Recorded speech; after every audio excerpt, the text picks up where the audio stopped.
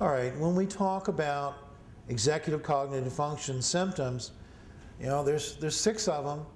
It's interesting, in 1998, people at the University of Maryland sent off and published a study doing neurocog testing in hysteria patients. They did before treatment, or before people were seeing, let me back up. They did hyperacute neurocogs, and then they did them on another time. It was fascinating. The people who improved their neurocogs were people that I treated, and they kind of forgot to put that in the paper that was published in Lancet.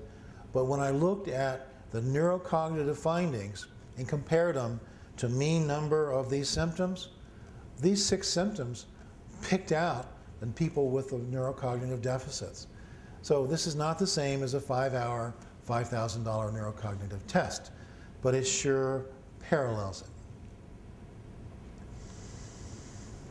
It was interesting, in 1999, I presented the pediatric mold study that's referenced in your packet and will be on the Surviving Mold website to the chronic fatigue group, International Association of Chronic Fatigue Syndrome, because they had a definition of pediatric chronic fatigue.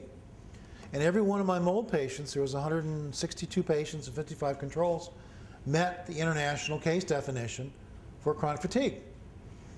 And before that paper, that group did not recognize mold exposure as a condition that must be excluded. And I presented the lab findings, and quite frankly, the paper was very nicely received. And in 10 minutes, it's funny, Lenny Jason, who developed the case definition for kids, was coming right after me, and I finished by saying, one last thing, every one of these patients that I've seen does not have chronic fatigue. They've all been treated for their mold illness now, and the chronic fatigue's gone away. Blew them away.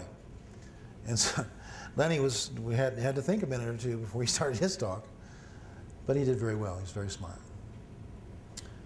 All right, we can prove prospective exposure is causative.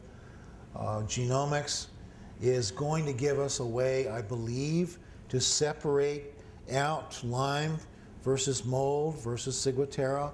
We already know we can separate Ciguatera in mold patients. We're working on Lyme, each of the different stages, before people are treated with antibiotics, after they're treated with antibiotics, and for those that are still sick, which will mostly be the Lyme susceptible haplotypes, after they're treated with the biotoxin protocols.